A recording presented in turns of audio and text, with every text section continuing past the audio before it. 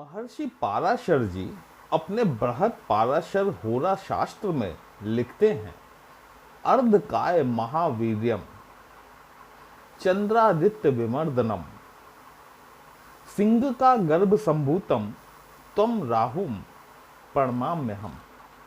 इसका अर्थ ये है कि वो राहुदेव जो कि अर्धकाय हैं, मतलब जिनका कि आधा आकार है, जिनका आधा शरीर है, जो सूर्य और चंद्रमा को भी निस्तेज करने वाले हैं, अर्थात सूर्य और चंद्रमा को भी ग्रहण लगाने वाले हैं, वो राहुदेव जो कि सिंहिका नामक एक देवी कहें या राक्षसी कहें के गर्भ से उत्पन्न हुए, ऐसे राहु को मैं प्रणाम करता हूं। तो आप खुद समझ सकते हैं कि उस राहु की महिमा कितनी निराली होगी। और वही राहुदेव 18 मई 2025 के दिन अपना राशि परिवर्तन करने वाले हैं और मेष राशि और लग्न के जातकों के ऊपर राहु के इस गोचर का प्रभाव किस तरह का पड़ेगा, यही हम आज डिस्कस करने वाले हैं। नमस्कार दोस्तों, कैसे हैं आप सभी। मैं आपका ज्योतिष मित्र श्लोक वर्मा आपके अपने चैनल श्री हनुमंत कृपा में आपका हार्दिक स्वागत करता हूं, अभिनंदन करता हूं। साथ ही अपने बड़े भैया श्री हनुमान जी से करबद्ध निवेदन करता हूं कि अपने हनुमत कृपा परिवार के सभी सदस्यों को, नए जुड़ने वाले सभी सदस्यों को सुख समृद्धि प्रदान करें, उन्हें उनके कार्यों में आशातीत सफलता प्रदान करें। दोस्तों, आज मैं आपको जो कि मेष राशि और लग्न के जातक हैं, आपको राहु के बारे में संपूर्ण जानकारी देना चाहूंगा। ये बात और है कि आपकी 7.5 की शुरुआत हो चुकी है, लेकिन राहु देव का जो परिवर्तन होने जा रहा है, ये अपने आप में एक महापरिवर्तन है। ये वीडियो जो है ना, ये मेष राशि के वो जातक जो कि अपने 7.5 को लेकर बहुत ज़्यादा चिंतित हैं, बहुत ज़्यादा परेशान हैं, बहुत हद तक उन्हें राहत देने वाला होगा। वीडियो को अंत तक अवश्य देखिएगा, इसमें बड़ी महत्वपूर्ण जानकारियां हैं आपके लिए। कहीं भी अच्छा लगे कमेंट बॉक्स में जय श्री राम लिखेंगे, आपको भी अच्छा लगेगा, हमें भी अच्छा लगेगा आपके लिए इस तरह के विश्लेषण लेकर आने के लिए। देखिए, राहु के बारे में यदि मैं आपसे बात करूं तो राहु महाराज, ये जो आपकी पत्रिका के ये जो 12 भाव हैं, जिनमें कि आप ये अपना चार्ट देख रहे हैं मेष राशि का, इन 12 भावों में से राहु महाराज कहीं भी मौजूद हो सकते हैं। लेकिन ऐसा कहा जाता है, मैं यहां पर इस बार कहा जाता है शब्द का प्रयोग ज्यादा करूंगा। क्यों करूंगा, उसके लिए भी रीजन है। देखिए, ऐसा कहा जाता है कि राहु देव जो हैं वो आपके वृषभ राशि और मिथुन राशि में जाकर शुभ हो जाते हैं, ठीक है। वहीं वृश्चिक राशि और धनु राशि में जाकर ये नीच के हो जाते हैं। कन्या राशि जो आपके 6th हाउस में आती है, ये राहु का स्वराशि मानी गई है।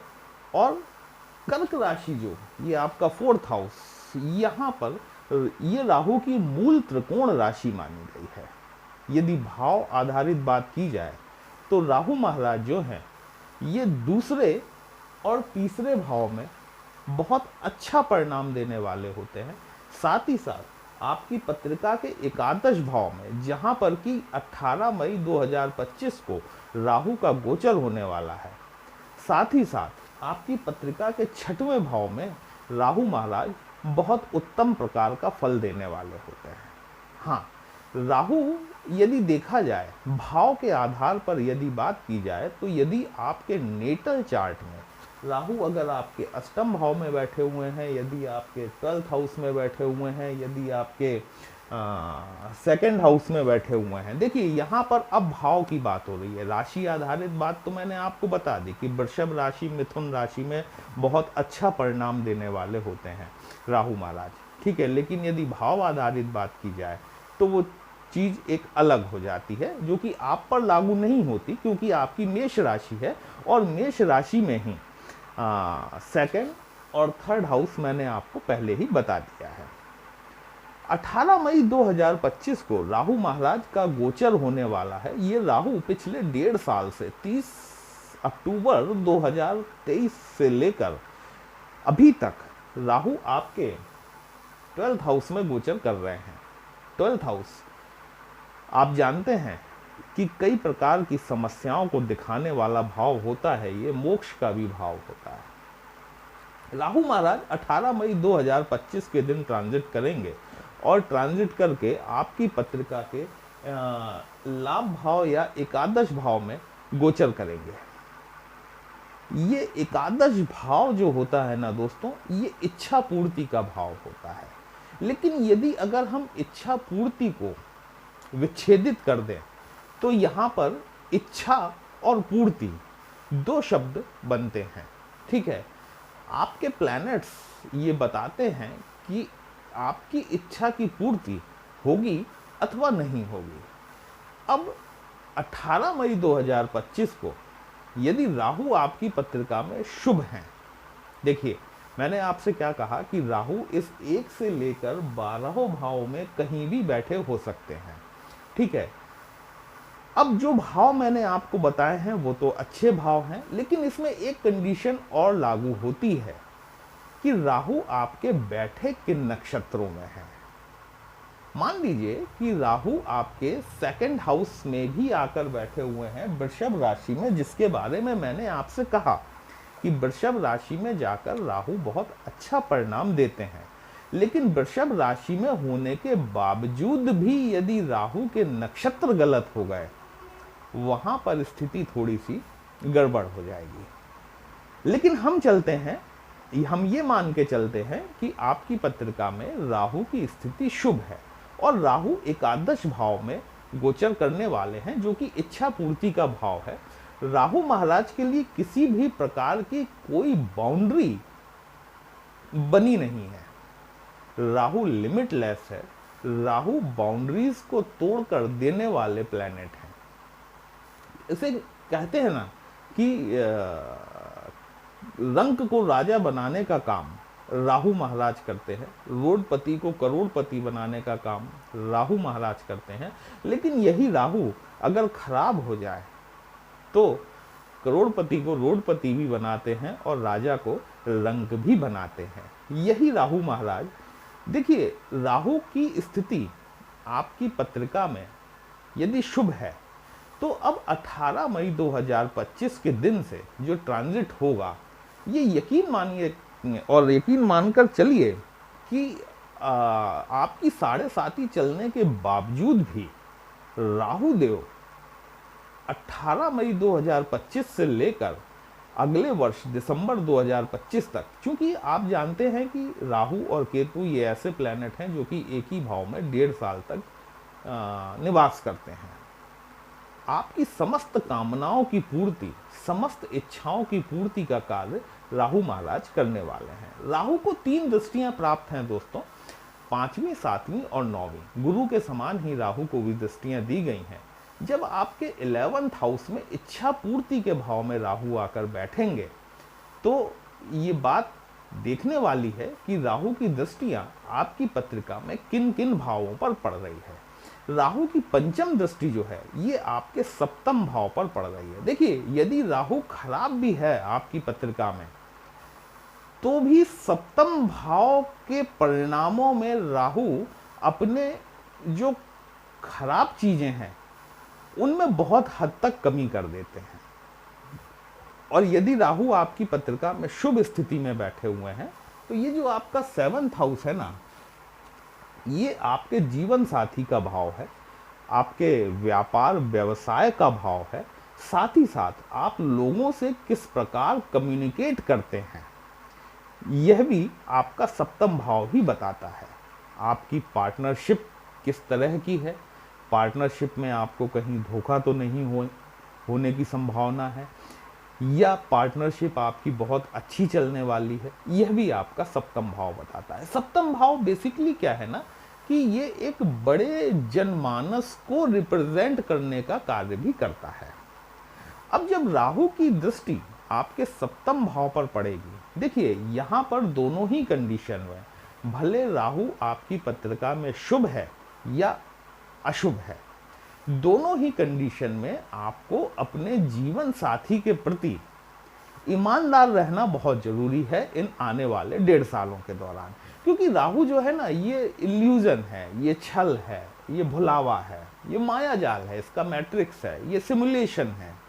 ठीक है, आप सोचते हैं कि चीज़ों को आप ड्राइव कर रहे हैं, जबकि बल्कि आप सिर्फ बैठे हुए हैं, एक सिमुलेटर में आप बैठे हुए हैं, ड्राइव तो कोई और कर रहा है।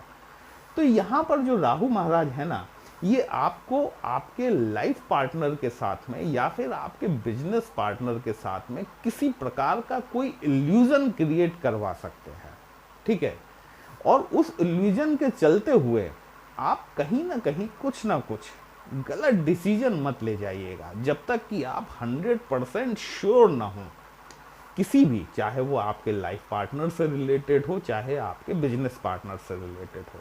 देखिए, कहा भी जाता है कि महिलाएं सुनी हुई बातों पर यकीन बहुत जल्दी कर लेती हैं, जबकि पुरुष आंखों से देखी हुई बातों पर यकीन करते हैं। राहु महाराज जो है ना, इनका सिर है, इनके पास विजन है, ये ऑब्जर्वेशन है, चीज़ों को देखते हैं, देखने के बाद में एनालाइज करते हैं और उसके बाद रिजल्ट लेते हैं। तो मैं आपको यहाँ पर यही कहना चाहूँगा कि यदि आपको किसी भी प्रकार का कंफ्यूजन है, कोई भ्रम की स्थिति है, आप चीज़ों को वॉच करें, एक्चुअल स्थिति को देखें कि एक्चुअल स्थिति क्या है, उसके बाद ही कोई डिसीजन की तरफ आगे बढ़े।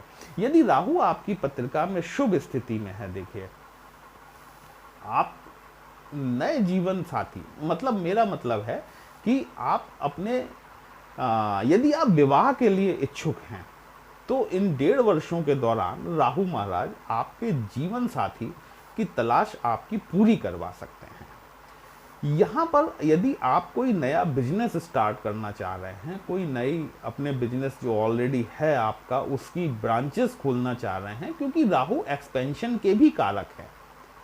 राहु आपकी चीज़ों को विस्तारित कर देते हैं, और यहाँ पर राहु महाराज अगले 1.5 साल तक यही करने वाले हैं। आपके कार्य क्षेत्र में आपका विस्तार होगा, आपके दाम्पत्य जीवन में आपको प्रगाढ़ता देखने के लिए मिलेगी। साथ ही साथ इस बात का ध्यान रखने की आवश्यकता है कि आपके और आपके जीवन साथी के बीच में कोई थर्ड पार्टी की एंट्री ना होने पाए, है ना, क्योंकि अगर राहु महाराज ने ये स्थिति कुछ बिगाड़ी, तो अगले आने वाले 1.5 साल के दौरान ये बात बड़ी क्लियरली मुझे दिखाई देती है कि आपके और आपके जीवन साथी के बीच में किसी न किसी प्रकार का मनभेद होने की संभावना है। देखिए, मतभेद तो चलता है ना, लेकिन मनभेद नहीं होना चाहिए। तो यहाँ पर आपको ये विशेष सावधानी बरतनी है। यदि आप पॉलिटिक्स से जुड़े हुए हैं, यदि आप राजनेता हैं, आप लोगों से जो भी कम्युनिकेट करेंगे ना, बहुत सोच समझकर कम्युनिकेट कीजिएगा, क्योंकि क्या है कि जनता बुरी बातों को बहुत लंबे समय तक याद करती है। आप कुछ भी बोलेंगे, आपने कुछ भी जनमानस के समक्ष जो आपने वक्तव्य दिया है, जनता अगले 1.5 साल में, यदि आपकी पत्रिका में राहु की शुभ स्थिति है, तो आपकी बातों को बहुत ध्यान से सुनेगी, बहुत गंभीरता के साथ सुनेगी और उस पर अमल भी करेगी। तो अगर आपने अच्छी बातें बोली हैं, जनता, देखिए एक बात है, हमेशा याद रखिएगा कि अच्छी चीज़ों को लोग बहुत जल्दी भूल जाते हैं, लेकिन बुरी चीज़ों को हमेशा याद रखा जाता है। तो कोशिश ये कीजिएगा कि राहु के चलते हुए, देखिए वैसे तो राजनीति बिना राहु के संभव है नहीं, ठीक है, क्योंकि राजनीति भी भ्रम है, राजनीति भी मायाजाल है, तो बिना राहु के तो ये पॉसिबिलिटी बनती ही नहीं है। लेकिन फिर भी आप अपना जो भी कुछ कम्युनिकेशन कर रहे हैं जनता के साथ में, एक ऐसा कम्युनिकेशन कीजिए जो कि आप जिसे आने वाले समय में पूरा कर सकें, अन्यथा जनता आपको लगातार याद दिलाएगी बाद में कि आपने ये वादा किया था और ये वादा आपने आज तक पूरा नहीं किया, ठीक है, क्योंकि जनता आपकी बात को बड़े ध्यान से सुनने वाली है। अब राहु की सप्तम दृष्टि की बात कर लेते हैं। सप्तम दृष्टि जो है ये आपके पंचम भाव पर पड़ेगी। पंचम भाव में चूंकि राहु और केतु का ट्रांजिट साथ साथ होता है, ठीक है, तो पंचम भाव में केतु महाराज बैठे हुए हैं और केतु का अपना कारकत्व है।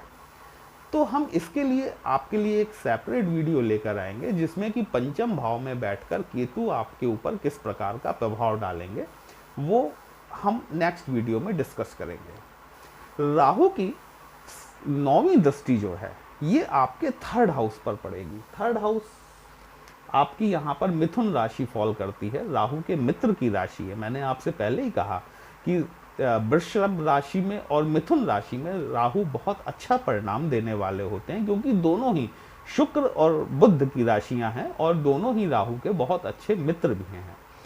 यहाँ पर राहु महाराज, आप 3rd हाउस जानते हैं दोस्तों कि 3rd हाउस आपकी डिसीजन मेकिंग का होता है, आपके निर्णय लेने की क्षमता का होता है। 3rd हाउस आपके छोटे भाई बहनों का होता है। 3rd हाउस आपके करेज का होता है, जिसको कि हम हिंदी में पराक्रम भी कहते हैं। ठीक है, तो यहाँ पर यदि आप कोई बड़ा निर्णय लेना जा रहे हैं, कोई बड़ा डिसीजन आप हमारे मेष राशि और लग्न के जातक अगले 1.5 साल में लेने जा रहे हैं, तो एक बार, मैं कहूँगा एक बार नहीं बल्कि 3 बार आपको अपने डिसीजन को सोचने की आवश्यकता रहेगी कि आप जो निर्णय ले रहे हैं वो निर्णय सही तो है। इसमें आप अपने भाई बहनों की, आप अपने गुरुजनों की, आप अपने मित्रगणों की राय जरूर लीजिएगा। क्योंकि कई बार क्या होता है ना कि देखिए, मैंने आपसे कहा कि राहु इल्यूजन है, एक भ्रम पैदा करता है। राहु बहुत अच्छी कंडीशन में होना तो भी क्या होता है कि आदमी अपने आप को सुपर्ब समझने लगता है।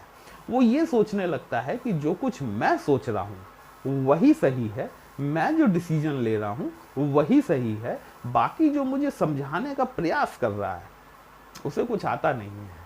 ठीक है, तो यहाँ पर आप जो भी डिसीजन लें दोस्तों, बहुत सोच समझ कर डिसीजन लें, क्योंकि आपका डिसीजन, ये जो 1.5 साल राहु महाराज आपके 11th हाउस में बैठे हैं ना, आपकी कामना पूर्ति के भाव में जो बैठे हुए हैं, ये आपके निर्णय लेने की क्षमता को भी प्रभावित करते हैं अपनी 9वीं दृष्टि से।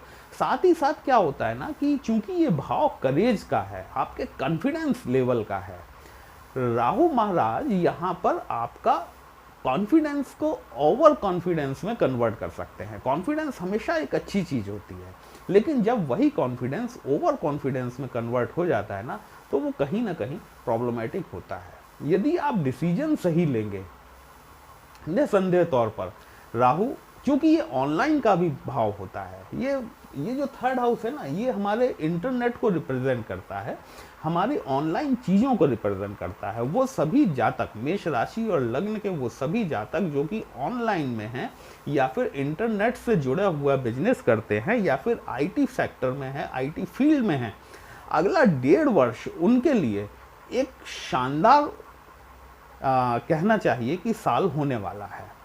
यहाँ पर राहु की जो परिस्थितियां बनेंगी, क्या सडन 19 तारीख से ही आपके जीवन में परिवर्तन आ जाएगा? नहीं दोस्तों, क्योंकि राहु और केतु ये दोनों ऐसे प्लैनेट हैं जो कि 30 डिग्री से लेकर 0 डिग्री तक का कवर करते हैं। तो जब राहु 30 डिग्री के होंगे, जब आपके 11th हाउस में आएंगे, उस समय राहु महाराज बिल्कुल एक तरीके से देखा जाए तो निर्बली होंगे। जब तक ये 26 डिग्री के आसपास तक नहीं पहुंचेंगे, तब तक यहाँ पर आपको राहु के पॉजिटिव रिजल्ट्स देखने के लिए नहीं मिलेंगे। जब 26 डिग्री के आसपास ये स्थिति पहुंचेगी, वहां से आपको राहु के पॉजिटिव या नेगेटिव आपकी पत्रिका के अनुसार जो रिजल्ट है वो आपको देखने के लिए मिलना शुरू होंगे। वीडियो कहीं भी अच्छा लगा हो, अपने इस चैनल को लाइक, शेयर और सब्सक्राइब जरूर कर लीजिएगा। यदि हमसे पत्रिका का विश्लेषण कराना चाहते हैं, हमारा व्हाट्सएप नंबर थंबनेल में दिया गया है। पर्सनल कंसल्टेशन पेड होता है दोस्तों, एक छोटी सी फीस आपको पे करनी होती है। आपकी समस्या का उचित समाधान हमारे द्वारा करने का प्रयास जरूर किया जाएगा। चलिए फिर मिलते हैं, तब तक के लिए जय श्री राम।